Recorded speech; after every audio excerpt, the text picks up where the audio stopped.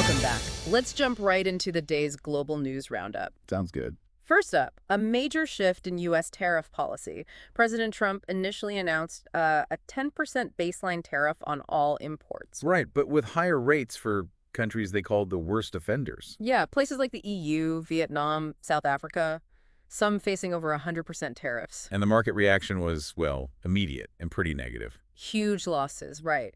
Fears of recession, rising prices. Exactly. U.S. debt interest rates spiked too, highest since February. But then, almost as quickly, a policy reversal. Well, a partial one, a 90-day pause on those higher tariffs for most countries. The ones that hadn't hit back with their own tariffs? Precisely. But China was the big exception. Their tariffs went up. Way up, to 125%. Trump cited a lack of respect after China announced its own 84% retaliatory tariffs. Wow. So this pause for other countries, how did the markets take that? Much better. The S&P 500 saw its biggest one-day rally since 2008. The Dow jumped too. So a definite sigh of relief there. Did the administration say why they changed course? Treasury Secretary Bessent denied it was because of the market drop. But Senator Schumer saw it differently. Yeah, he called it reeling and retreating. In Trump's own words. He said people were getting yippy, but doubled down on hitting retaliators like China hard. Okay, what about allies like the UK? They were already at that 10% baseline, so they weren't affected by the pause on higher rates. Their view seemed to be, a trade war is in nobody's interests. A cool and calm approach paying off, maybe? Seems like it. Meanwhile, the WTO is forecasting a potential 80% drop in U.S.-China trade. That's huge. $466 billion. And just to clarify, tariffs announced earlier, like on cars and steel. Those are still in place, the 25% ones. And the EU had retaliatory tariffs plans. They did, approved and due soon, but since they hadn't actually taken effect, they got included in the 90-day pause. Got it. And Canada and Mexico. They were never part of that baseline tariff discussion anyway, so this new 10% doesn't apply to them either. Interesting. We had figures like Elon Musk and Bill Ackman had called for a pause. Yeah, they did, and they reacted positively to the decision. Goldman Sachs had initially predicted a recession because of the tariffs, right? They did, but they revised that prediction after this partial pause. Yeah. Still, there's a lot of concern about the China tariffs. They supply a huge amount of goods. Footwear, clothing. Over $400 billion last year. The National Retail Federation was warning about a big drop in shipments even before this latest pause. And now Trump's considering exemptions for individual companies. That's a shift. It is. It adds another layer of complexity. You also had Peter Navarro, the trade advisor, talking about the U.S. auto industry needing to make more stuff domestically. Right, calling it an assembly line for German engines. Which Elon Musk strongly disagreed with, citing data on Tesla's high U.S. content. Analysts seem to think Tesla is less exposed than, say, GM or Ford, but still relies on foreign parts. Especially from China, yeah. Dan Ives pointed that out. And Jeffrey Sonnenfeld suggested many CEOs feel the same way as Musk, but are hesitant to speak out. That's right. His survey found a lot of them felt embarrassed internationally and saw serious recession risks. Musk himself called the plans unnecessary harm. Quite a policy roller coaster there. Definitely highlights the volatility. Okay, shifting gears to some very tragic news from the Dominican Republic. Yes, the nightclub roof collapsed in Santo Domingo. Just awful. The death toll keeps rising, sadly. At least 124 now. Yes, and over 150 injured. It happened early Tuesday morning at the Jet Set Club. During a concert, right? Yeah, the famous merengue singer Ruby Perez was performing. Hundreds, maybe up to 1,000 people were inside. And tragically, Perez himself was among those killed. Yes, along with two former MLB players, Octavio Dotel and Tony Blanco, and a provincial governor, Nelzy Cruz. There was footage circulating. Mobile phone video, yeah. Shows Perez on stage. Someone points up saying something fell. Perez looks. Yeah. Then it collapses. Devastating. Just unimaginable. U.S. citizens involved, too. Secretary of State Rubio confirmed at least one U.S. national died and several legal permanent residents as well. Rescue efforts are ongoing. Yes, workers are still there. They even had to demolish a wall. Relatives are holding vigils nearby. Such heartbreaking stories coming out, too. Perez's daughter survived. She did, yeah. Her husband pulled her out. But her father, Ruby Perez, initially survived but died before rescue. He was apparently singing to guide the rescuers. Oh, my goodness. And the governor who died? Nelzy Cruz. She managed to call the president for help, and then her brother, MLB star Nelson Cruz, before she passed away in hospital from glass injuries. And Octavio Dotel. He was pulled out alive but died on the way to the hospital. Do they know what caused the collapse? Not yet. The building used to be a cinema, converted into a music venue. A lot of well-known people were there. President Abinader declared national mourning, I believe. Yes, 3 days. A terrible tragedy for the country. Absolutely. Turning now to the conflict in Gaza. Reports of another deadly Israeli airstrike. Yes, this was in the Shujaiya neighborhood of eastern Gaza City. A residential building was hit. What are the casualty figures? A local hospital reported at least 29 Palestinians killed, including children. The Hamas-run Civil Defense Agency initially said 23, but they were searching for more in the rubble.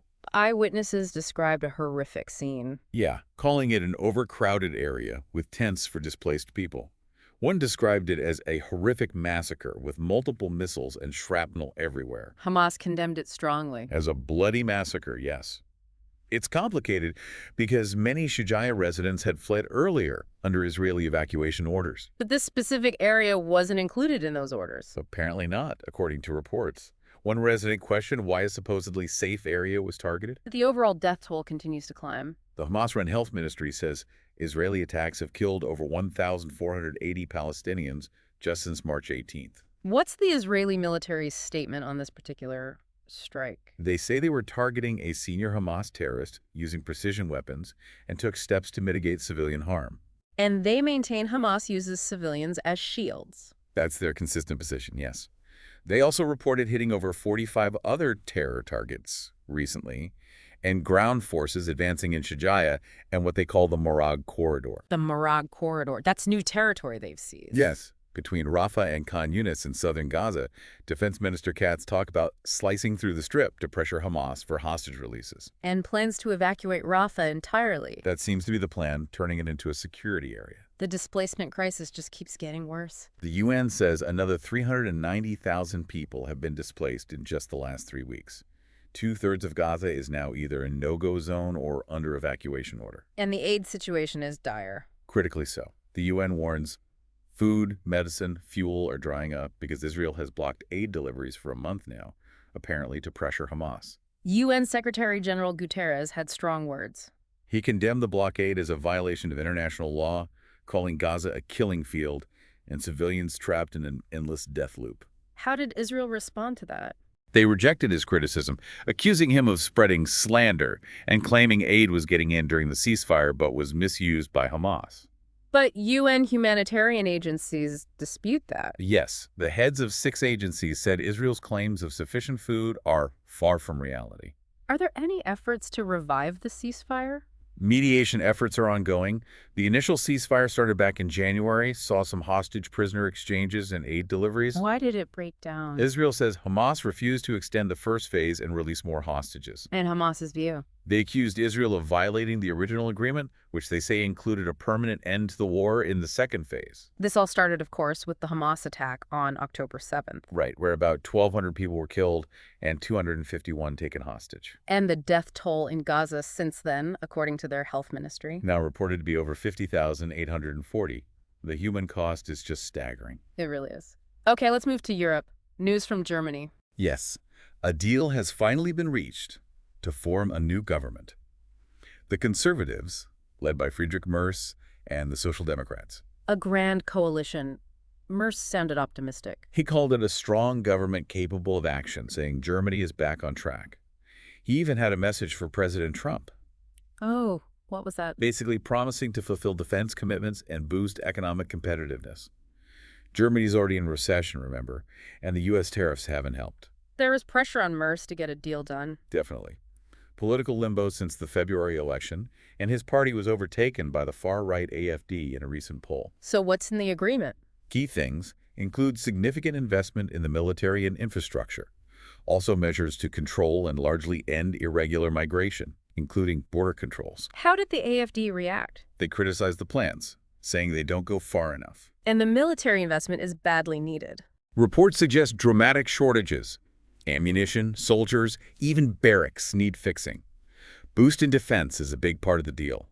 They're aiming for something like the Swedish model of voluntary service, not conscription.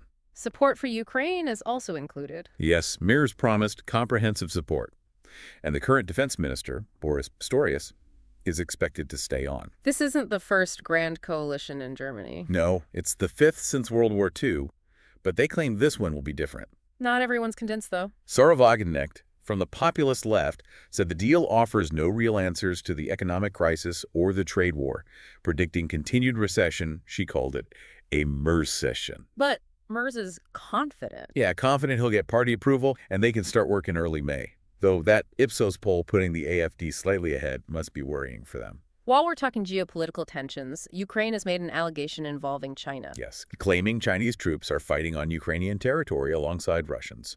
They've summoned China's envoy for an explanation. What's the reaction? Russia hasn't commented. China says it's verifying the reports. The U.S. State Department called the reports disturbing, pointing out China's role as a major enabler of Russia's war effort. Any evidence cited? The French newspaper Le Monde apparently identified about 40 social media accounts of Chinese individuals claiming they joined the Russian army. This is alongside North Korean troops reportedly aiding Russia. Right. Zelensky drew a comparison there. China's official line is that they urge citizens not to join conflicts, and any fighters are acting privately. Russia continues its tactics in Ukraine. Yes, relying on numbers, those meat grinder tactics, and continued drone attacks on cities like Dnipro and Kharkiv. So a complex picture for this new German government to navigate. Absolutely. Major domestic and international challenges right from the start. Okay, let's shift focus to a royal visit. King Charles and Queen Camilla met the Pope. Yes, they met Pope Francis at the Vatican. It happened to be on their 20th wedding anniversary. During their state visit to Italy. That's right. Buckingham Palace said they were delighted the Pope was well enough to host them. The meeting had been uncertain due to the Pope's recent health issues. How long did they meet for? About 20 minutes. At the Casa Santa Marta where the Pope lives, the Vatican confirmed the Pope is improving, and they exchanged well wishes and private gifts. The original plan for the visit had a bigger Vatican focus. It did, yeah. Included a service in the Sistine Chapel, but that had to be adjusted. How did they spend their actual anniversary evening? At a state banquet in Rome, hosted by President Mattarella, King Charles joked about it being a small romantic candlelit dinner for two. With how many guests? Around 150, including Andrea Bocelli, Giorgio Locatelli. Quite the event. And Queen Camilla wore something significant. Yes, the same Anna Valentine dress she wore for their civil wedding back in 2005. Nice touch. Did the king speak at the banquet? He did. Touched on UK-Italy ties, even threw in a Monty Python reference about the Romans. But also warned about a precarious and fragile world, referencing Ukraine and the need to defend shared values. That was his second speech that day. Yes. Earlier, he'd addressed both houses of the Italian parliament, the first UK monarch ever to do so. How was that received? Very well, apparently. He got a standing ovation for his call to defend democratic values and reinforce the military partnership. He emphasized the European connection. He said, "We are both European countries," and welcomed the UK and Italy standing together on Ukraine. He warned that younger generations see war images daily, so peace can't be taken for granted. Strong message about unity. Yes, standing united in defense of the democratic values we share. He also referenced the long history between the countries. He met the prime minister, too. Yes, Giorgia Meloni. Right. And the public reception seemed warm as well, people calling out Carlo near the Colosseum. And the royal family marked the anniversary online. They did, with a video on X of the guards playing "It Must Be Love" by Madness. A blend of state duties and personal milestones, then. Exactly. Now back to the U.S. and international relations. Americans released from DR Congo. Yes, 3 Americans who were jailed last year over a failed coup attempt in the Democratic Republic of Congo. They've returned to the U.S. to serve out their sentences here. That's right, they were sentenced to death, but those sentences were commuted to life. The State Department confirmed they are now in our custody. Interesting timing, as the U.S. and DR Congo are discussing mineral wealth. It is. Talks about potentially multi-billion-dollar investments in things like coltan and cobalt. A Trump advisor recently visited. Who are the 3 Americans? Marcel Malanga Malou, Tyler Thompson, and Zulman Poland Benjamin. They left DR Congo on Tuesday. What did the Congolese government say? Their presidency framed it as strengthening judicial diplomacy and international cooperation with the U.S. They were part of a larger group sentence. Yes, 37 people were sentenced to death back in September. Another dual Belgian-Congolese citizen was transferred to Belgium earlier due to ill health. Any word on other foreign convicts? A Briton, a Belgian, a Canadian? It's unclear if their sentences will also be commuted. What were they actually convicted of? Conspiracy, terrorism, things related to that attack on the presidential palace and an ally's home back in May last year. They denied the charges. And the suspected leader. Christian Malanga, a U.S. national of Congolese origin, was killed during the attack. The details of the transfer agreement aren't public. No, but the State Department confirmed cooperation with the U.S. Embassy in Kinshasa. Legal experts think it's unlikely they'll get released or have their sentences further reduced in the U.S. The U.S. position has been Condemning the coup attempt, supporting accountability, but also seeking humane treatment and a fair legal process for the Americans involved. And DR Congo agreed to pay for damage from embassy protests earlier this year. Yes, related to separate events. A lobbyist confirmed that payment. Complex diplomatic maneuvering there. Very much so. Yeah. Ties together security, justice, and economic interests. Let's move to China now. A tragic fire. Yes, very sad news. A fire at a nursing home in Chengde City in Hebei province. Fatalities reported. 20 people were killed. The fire broke out Tuesday night local time. How long did it take to put out? About 2 hours, reports say.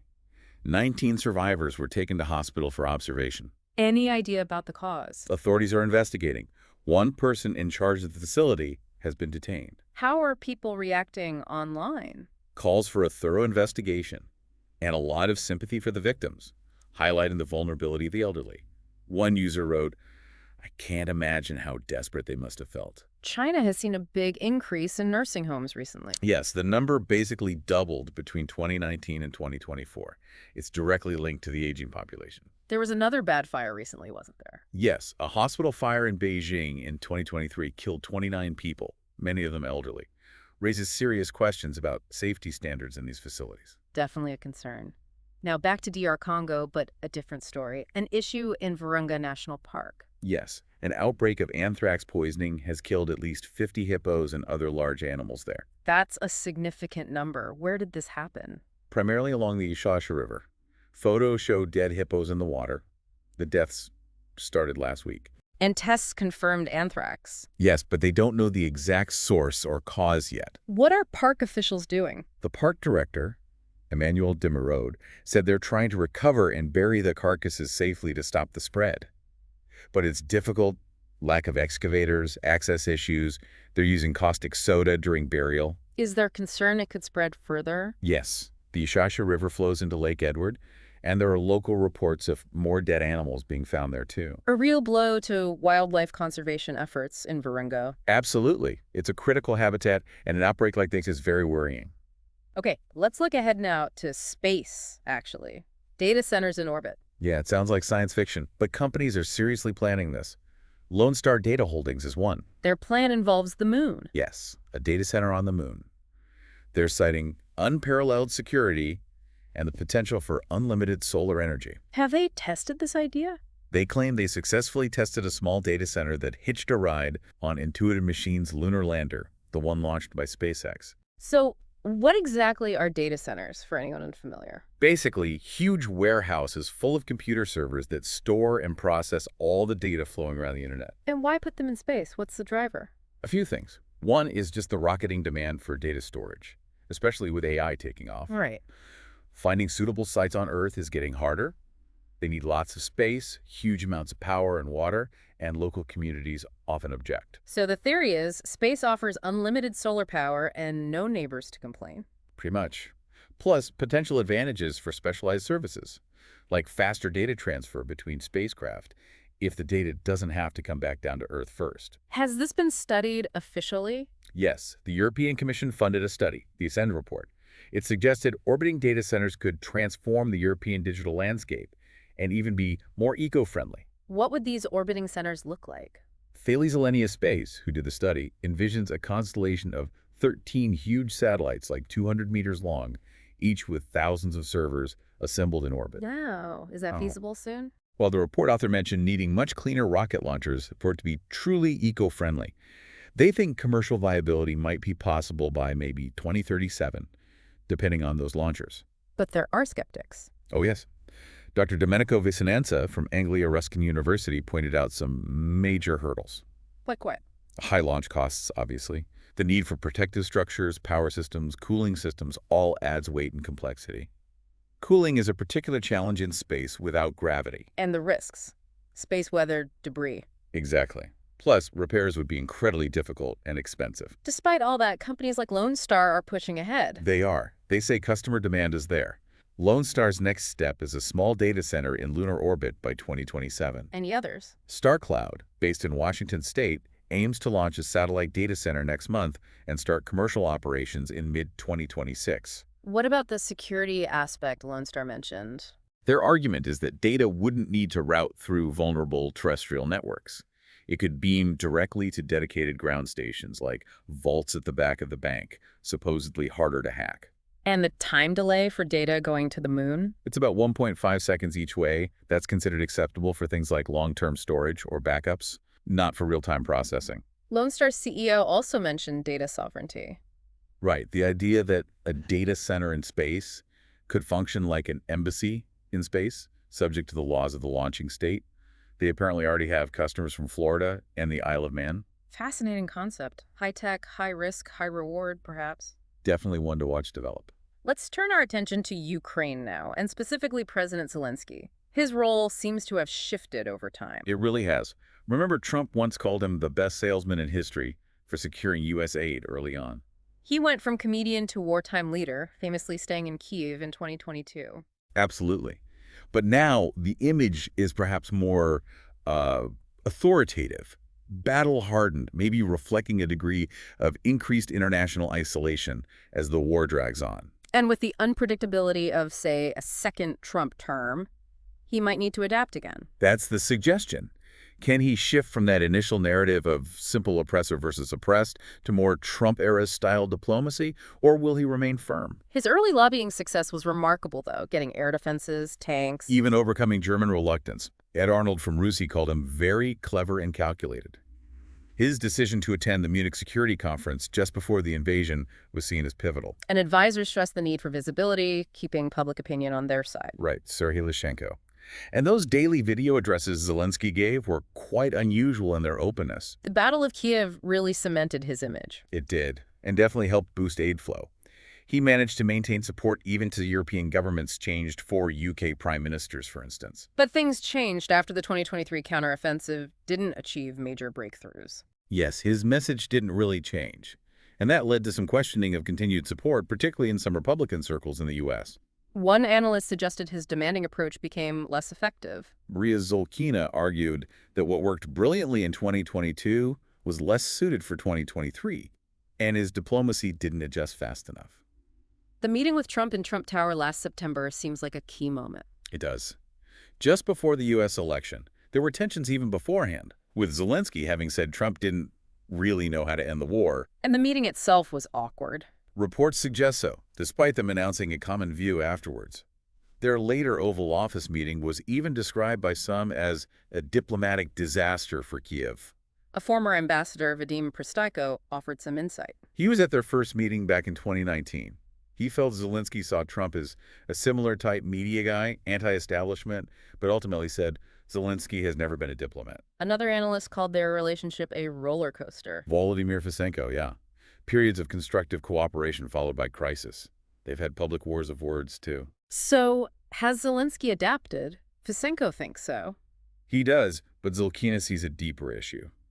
The U.S. Kremlin-Kiev dynamic, where Ukraine is seen as the weaker party, and Trump maybe doesn't view Zelensky as an equal. That Oval Office meeting, reports suggested Zelensky seemed defensive? Yes, like he'd run out of political rope. Accusations flew about him not showing enough gratitude, playing with World War III.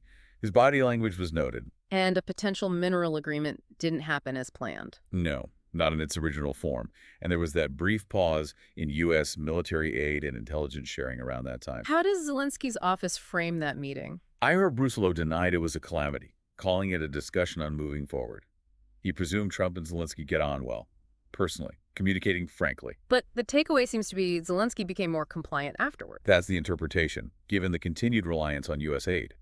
Though Olga Onik from the University of Manchester believes he hasn't fundamentally changed and still has red lines. Brusillo described him as hard to bend, like a spring. Right. Interestingly, that Oval Office clash apparently led to more political unity back in Ukraine and a bump in Zelensky's approval ratings, around 70%. Zolkina thinks that was a reaction against Trump, not necessarily for Zelensky. Yes, and she questions if Zelensky understands that nuance, suggesting he has strong ambitions for a second term and can be politically egocentric. Others see him differently. Onyx sees him as more careful and considered than perceived. Arnold suspects an exhausted Zelensky might not even want to run again. So could Zelensky adapt to, say, play golf with Trump if needed? Bruce Mongella suggested he's a quick learner. It remains a key question for Ukraine's future. Definitely. Okay, let's stick with President Trump, but shift focus to Iran. Right, another major foreign policy challenge. Trump seems to see Iran's nuclear program as unfinished business from his first term. That core issue being preventing Iran from getting a nuclear weapon. Exactly. Iran denies wanting one, but other countries fear they could develop the capacity, potentially sparking a Middle East arms race or even war. Remind us about the 2015 deal, the JCPOA. That agreement limited Iran's nuclear activities and allowed inspections in exchange for relief from international sanctions. But Trump pulled the U.S. out in 2018. He did, arguing it rewarded terrorism, and he reimposed tough U.S. sanctions. What was Iran's response? They gradually began enriching more uranium to higher levels. Analysts now fear they could soon have enough weapons-grade material for a warhead. How close are they? The IAEA estimates Iran's current stockpile of 60% enriched uranium could potentially make about 6 bombs if enriched further. So what's Trump doing now? He restored maximum pressure recently. Yes, back on February 4th, ordered more sanctions, threatened punishment for anyone violating them, especially oil buyers. But now diplomacy is also on the table. It seems so. Alongside the economic pressure, Trump reportedly sent a letter to Iran's Supreme Leader Camilla last month, offering negotiations for a new deal within months. And actual talks are planned. Direct U.S.-Iran discussions are reportedly agreed upon, set to happen in Oman this weekend. There's an explicit threat attached. Yes. Trump has apparently made it clear, agree to a deal or face military action. How might Iran respond to that? It's likely divided. Some policymakers might desperately want sanctions relief due to the dire economic situation, soaring inflation, plunging currency. But others might resist. Hardliners might oppose the compromises needed for a deal, especially after recent setbacks for Iran's proxy militias in the region. Some might argue now is the time to build a nuclear deterrent. The gap between the U.S. and Iranian positions is probably huge. Likely very significant. The U.S. reportedly wants Iran to completely dismantle its nuclear program, stop all enrichment, and cut support for groups like Hezbollah and the Houthis. That seems like a non-starter for Iran. A complete enrichment ban has always been a red line for them. Plus, their technological expertise has advanced significantly. What's Israel's position? They maintain that only a complete end to Iran's nuclear capability is acceptable, pointing to Libya's dismantlement back in 2003 as a precedent. But Iran isn't likely to follow Libya's example. Highly unlikely. So, if these talks fail, what are the consequences? Military options, particularly for Israel trying to destroy deeply buried nuclear facilities, would be incredibly risky. They'd likely need U.S. help, potentially ground forces, success isn't guaranteed, and it could ignite a massive regional conflict, the kind of forever war Trump has opposed. The U.S. has reportedly sent more defenses to the region. More air defenses for Israel, yes, and deployed B-2 bombers. Yes. For now, though, Trump seems to be pushing for a diplomatic solution, one that even Israel might have to accept if it materializes. But he's given only 2 months for a deal. The JCPOA took years. Exactly. As the saying goes, rushed diplomacy is not always successful diplomacy. It's a very high-stakes gamble. It certainly is. Let's move to South America now, specifically Ecuador. It's become a major cocaine route. Yes, a huge hub. Despite not actually producing cocaine itself, President Noboa stated that 70% of the world's cocaine flows through Ecuador's ports. It comes from neighboring countries. Smuggled in from Colombia and Peru, the top producers. And record drug seizures last year suggest exports are actually rising. With deadly consequences within Ecuador. Absolutely. 781 murders just in January 2025, many linked to the drug trade. And European criminal groups are involved, specifically the Albanian mafia. Yes, they're a major trafficking network in Europe and have significantly expanded their presence and operations in Ecuador. How do they operate there? We heard an account from Cesar, a former gang member recruited by corrupt police. He described working for the Albanians, bribing port guards, drivers, CCTV supervisors, basically getting drugs hidden inside shipping containers heading to Europe. What are the methods? 3 main ways: hiding drugs and legitimate cargo before it gets to the port, breaking into containers at the port, or even attaching drugs to the outside of ships at sea. High risk, high reward for people like Cesar. He could make $3,000 for a single job, but refusing could get him killed. He expressed regret about collateral victims but blamed consumer countries. If consumption keeps growing, so will trafficking. We also heard from a truck driver, Juan. Yes, he unknowingly transported drugs hidden in a tuna shipment that was later seized in Amsterdam. Shows how legitimate businesses get caught up. Why Ecuador? What makes it attractive to these gangs? Its location is key, on the Pacific coast, and its large volume of legal exports, particularly bananas, provides perfect cover for hiding drugs. Bananas specifically? Yes, nearly 30% of Ecuador's banana containers go to the EU, where drug consumption is rising. Gangs set up fake fruit import-export companies in Europe and Ecuador to facilitate this. There was an alleged mafia leader mentioned. Drayton Gajica, supposedly a powerful Albanian figure. He allegedly had stakes in fruit companies used for trafficking. He's still on the run. A lawyer noted a link between Albanian migration and banana exports. Monica Luzarga, yes. She saw a boom in banana exports to Albania coinciding with the Albanian mafia's infiltration, particularly after 2021. Are authorities trying to combat this at the ports? Yes. Police and military patrols, container scans, scuba divers, checking ship hulls. But despite their efforts, record amounts are still getting through. A police major reported increased seizures heading to Europe. Major Christian Cozar Cueva, yeah. A 30% increase in recent years. But container contamination is making things more dangerous for workers like Juan. Seizures now involve tons, not kilos. Oh, felt trapped. He said workers face a choice. Contaminate containers for the gangs, leave the job, or end up dead. What factors allowed European gangs to gain such a foothold? Economic vulnerability after COVID played a role. Also, relatively less experienced security forces compared to neighbors, and apparently lax visa rules made entry easier. Luzarga pinpointed 2021 as the year the Albanian mafia infiltration took off. The core message seems to be linking European consumption to the violence in Ecuador. Exactly. The UK's National Crime Agency identified the UK as a country of choice for gangs due to high demand. The market value is huge. Estimated £11 billion for cocaine in the UK, with gangs making $4 billion profit annually just in the UK. An Ecuadorian prosecutor urged action against those financing the trade. Yes, Prosecutor Jose. And others highlighted the victims.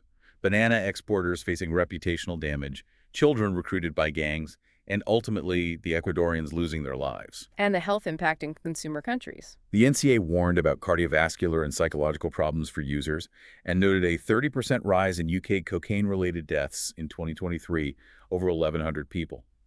It also fuels domestic violence. So supply-side action isn't enough. The NCA stressed that changing demand is crucial, and that's Ecuador's message back to Europe, echoed by President Noboa, who's prioritizing the fight against gangs. Noboa had a stark quote. He said, "The chain that ends in UK fun involves a lot of violence.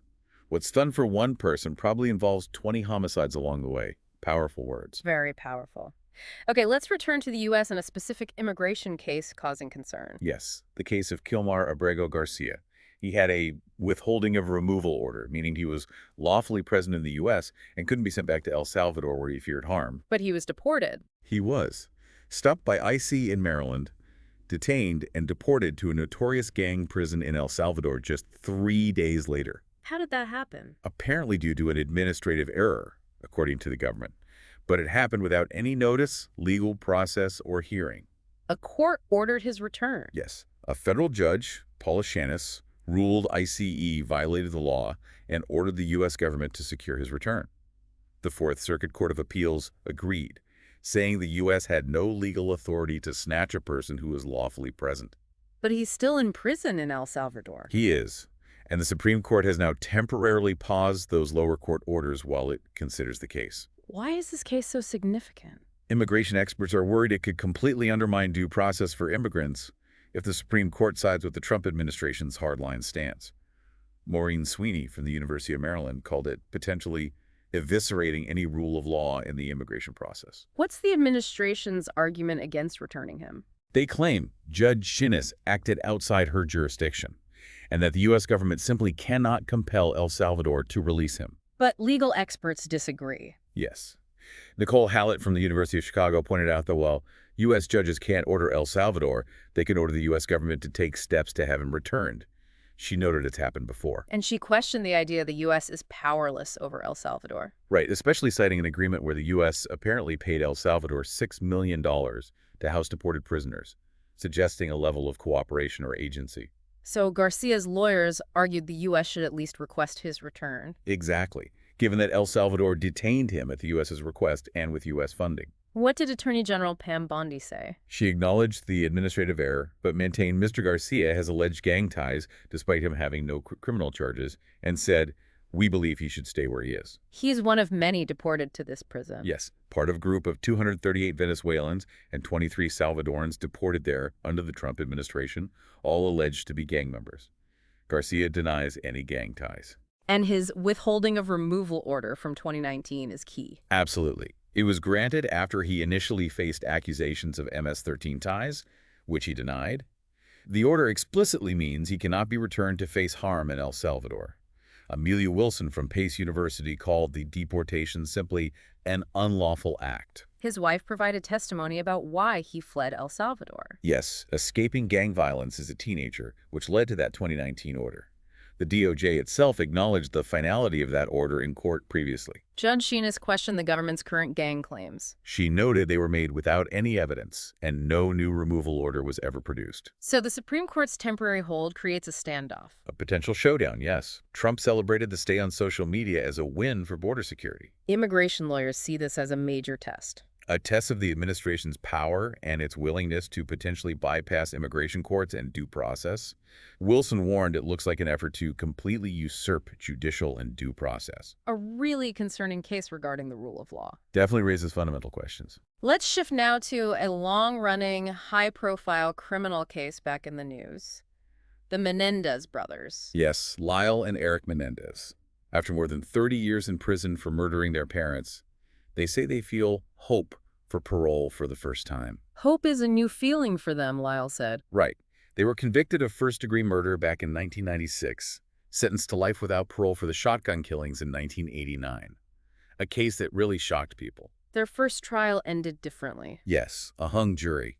That was after they testified about years of alleged sexual abuse by their father, Jose Menendez. But the prosecution's argument in the second trial was different. They argued the motive was greed, wanting their parents' fortune. That's the narrative that ultimately led to the conviction. So what's changed now? Why the hope for parole? They've recently learned they will get a parole suitability hearing scheduled for June, and they also have a resentencing hearing coming up in April. What do they say they'd do if released? Eric said they plan to spend their lives working with prisons and advocating for others who are suffering in silence, continuing the kind of work they've been doing inside. Parole depends on a risk assessment, right? Both brothers maintain they've changed significantly in prison.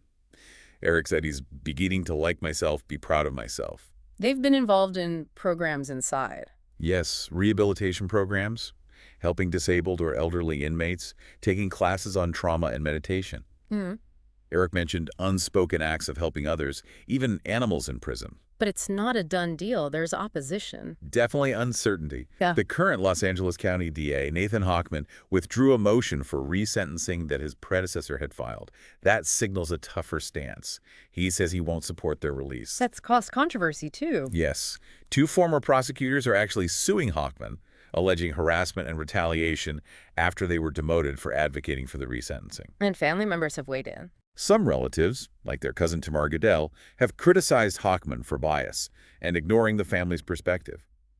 Hochman denies this. Public opinion is likely still divided after all these years. Very much so. Alan Abramson, who covered the case originally, called them incredibly skilled liars, capable of shape-shifting. A former detective still believes they were motivated purely by money. But the brothers will keep fighting legally. Lyle said they don't sit around waiting, indicating they'll pursue all avenues. It's a case that continues to raise complex questions about abuse, motive, punishment, and rehabilitation. Indeed. Now, returning to the Israeli-Palestinian conflict, but focusing on allegations from detainees, this involves distressing content. Yes, it does. Released Palestinian detainees from Gaza have come forward with serious allegations of mistreatment and torture by Israeli military and prison staff. Specific examples. One man, Mohammed Abu Tawile, claimed he was attacked with chemicals and actually set on fire. His description was graphic. These accounts come from interviews. Yes. Our correspondent conducted in-depth interviews with 5 detainees released recently. They were arrested in Gaza after October 7th and held under Israel's unlawful combatants law. What does that law allow? It allows for indefinite detention without charge if someone is suspected of being a security risk. These men were accused of Hamas links, questioned about hostages and tunnels, but apparently not found to be involved in the October 7th attacks themselves. That was a condition for their release under the ceasefire deal. And they weren't serving sentences for other crimes? No, not according to the report. What are the common allegations? Being stripped naked, blindfolded, handcuffed, and severely beaten. Some claimed electric shocks were used, dogs were set on them, and they were denied medical care. Some also said they witnessed the deaths or sexual abuse of other detainees, and that one man's specific claim of having chemicals poured on his head and his back set on fire. Was there any corroboration? The report mentions input from a lawyer who visited 2 of the men and medical staff who treated some upon their return to Gaza. How did the Israeli authorities respond to these detailed allegations? Our correspondent sent them a right of reply. The IDF issued a general denial of systematic abuse, stating some cases would be examined, but others lacked detail. They said actions contradicting their values are taken very seriously and complaints are forwarded for examination, potentially leading to disciplinary or criminal investigation. And the Israeli Prison Service, IPS. They claim to be unaware of the specific abuse claims mentioned in their prisons. What do legal experts say about these descriptions? Dr. Lawrence Hill Cawthorne for the University of Bristol stated the treatment described is entirely inconsistent with both international law and Israeli law, and in some cases would meet the threshold of torture. He stressed the obligation to treat all detainees humanely. These 5 men were released as part of the ceasefire deal. Yes, the exchange of prisoners and detainees for hostages held by Hamas. It's important to note that some released Israeli hostages also described abuse, starvation, and threats by Hamas, including accounts of physical and sexual assault by female hostages. Israel also claims forensic tests show some dead hostages were killed by Hamas, which Hamas denies. Did the Palestinian detainees describe a consistent pattern? Yes, all 5 described a similar process. Arrest in Gaza, detention first in Israeli military barracks, then transfer to prison, and finally released back to Gaza. They alleged abuse at every stage. Were these isolated accounts? The report mentions over a dozen other released detainees gave similar accounts of beatings, hunger, and disease. These aligned with testimony gathered by groups like B'Tselem and the UN. The UN had previously reported similar findings. Yes, including detainees being stripped, deprived of basic needs, subjected to electric shocks or burns, dog attacks, and even cases of rape and sexual assault, which UN experts alleged were becoming standard operating procedure. Israel denied those specific UN allegations. Access to Gaza is restricted. How were interviews conducted? Through phone, text messages, and using contracted freelance journalists on the ground. What did they say happened at the point of arrest? All 5 reported abuse, starting immediately stripped, blindfolded, beaten. Let's go back to Mohammed Abu Tawila's specific account. He described days of torture near where he was arrested. Head dunked in cleaning chemicals, severe beatings injuring his eye, his back set alight using air freshener, and a lighter, repeated hitting acid poured on him. He received medical treatment. Yes, in Israel, including skin grafts at the Sidetime military barracks. But he claims even there, he was cuffed naked to a bed wearing only a nappy. What were his injuries upon release? Red welts on his back, ongoing burn pain, and affected vision. A Gaza eye doctor confirmed a chemical burn damaged the skin around his eye and weakened his sight. Another man, Abdul Karim Mushtaha. He described being beaten at an Israeli checkpoint while evacuating in November 2023. A lawyer's report documented severe beatings, humiliation, degradation, and stripping. Other initial abuse allegations. 2 interviewees said they were left outside in the cold for hours. 2 claimed soldiers stole their belongings and money. The IDF said that was contrary to law, and they'd examine specific cases if given details. All were transferred to stay time in barracks. Yes. One man, using the name Omar, reported soldiers spitting on him, calling him names, and forcing him to listen to a recording threatening his children. State Timon has faced prior abuse complaints. Yes. Soldiers were charged in February for assaulting a detainee there, and another was sentenced for aggravated abuse previously. Were dogs used? 3 interviewees alleged dogs were used for intimidation at State Timon and other facilities. Abu Tawile described it vividly. The IDF stated using dogs to harm detainees is prohibited, but acknowledged holding dangerous terrorists and using extended shackling in exceptional cases. Electric shocks were also alleged. Yes, Mr. Dato and others reported electric shocks during interrogation or as punishment.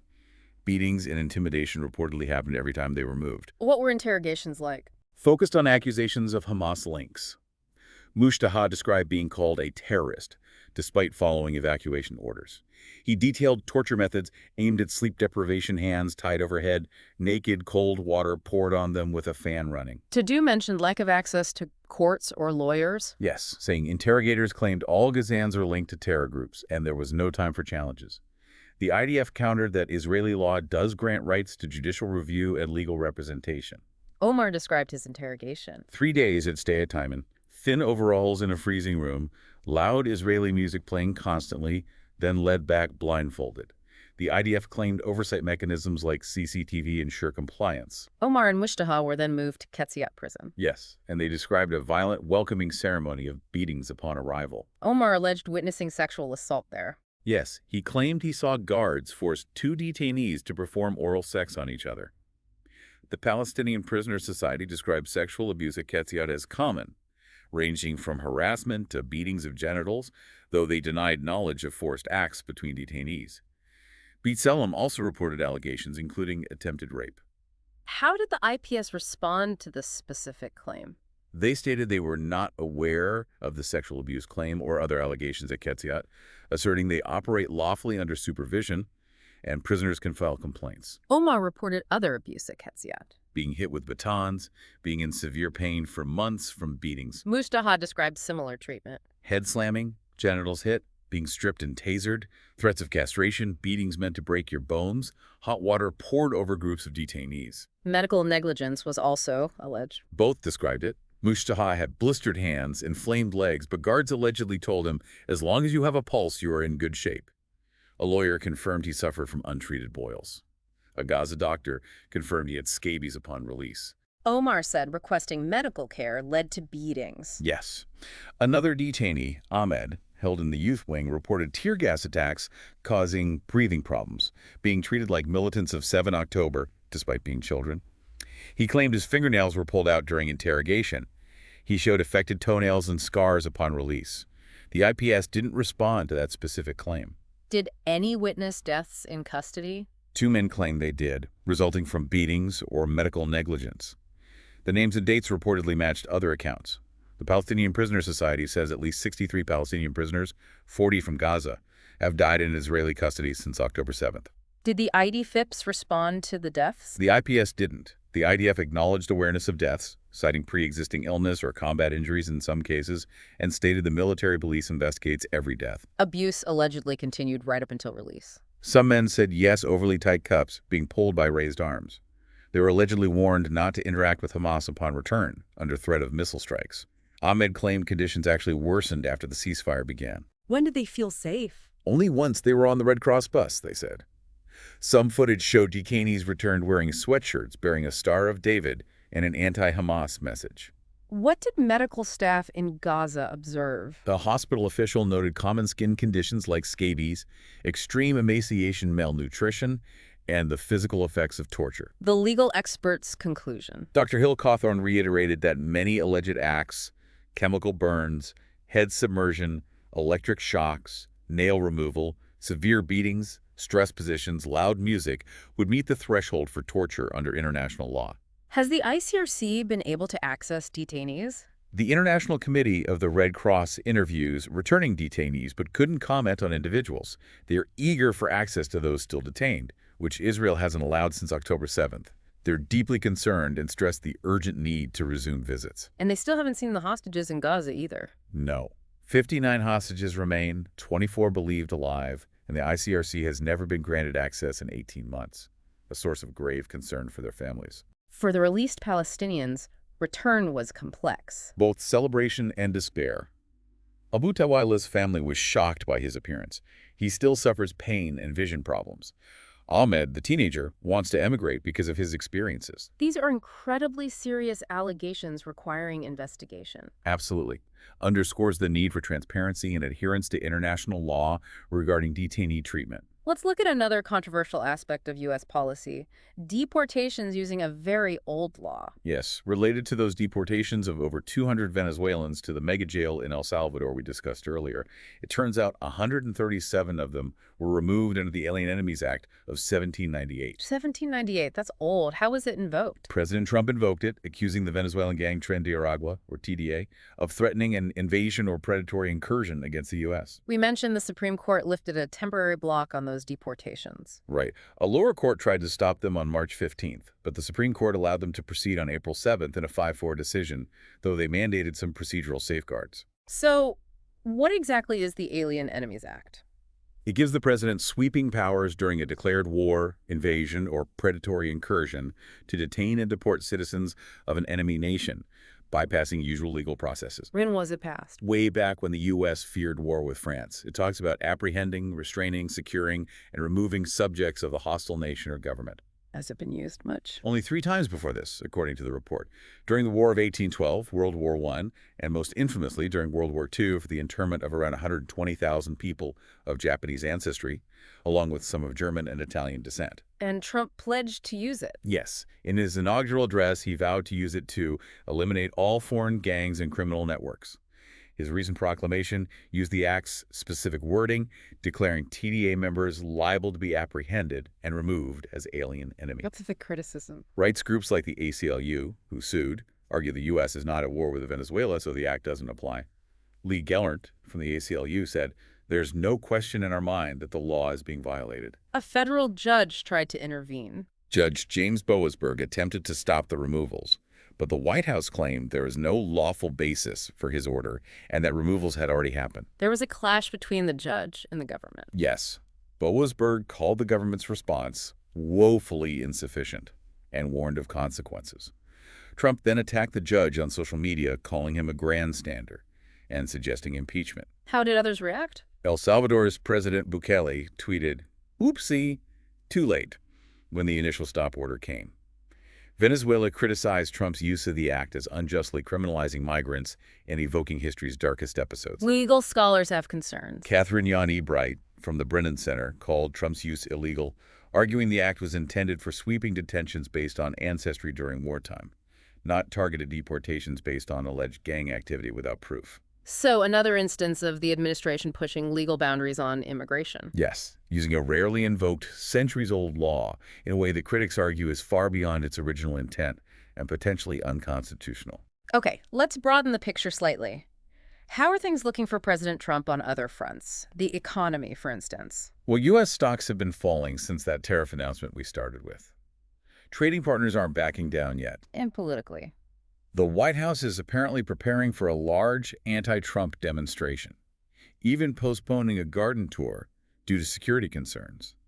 Trump himself was briefly speaking to reporters before heading to Florida. His big foreign policy initiatives seem stalled.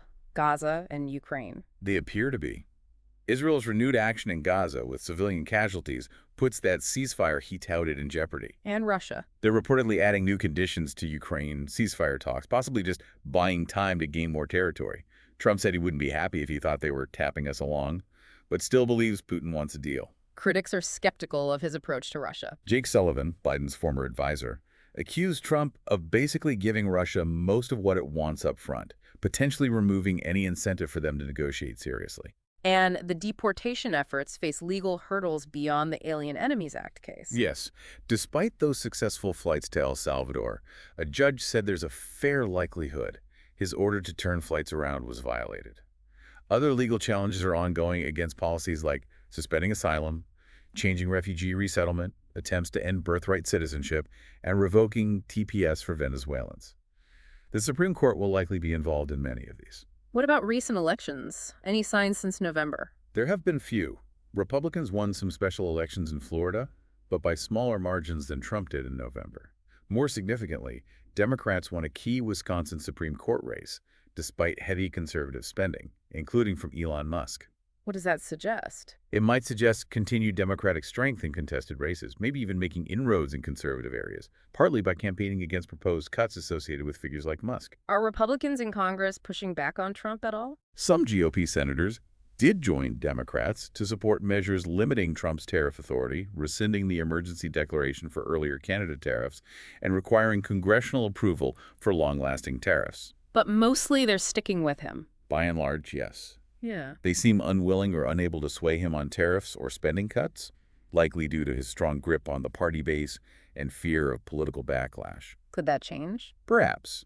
If the economic shock from tariffs deepens, if program cuts cause major disruptions, or if Trump's own poll numbers start to decline significantly, some Republicans might start to distance themselves.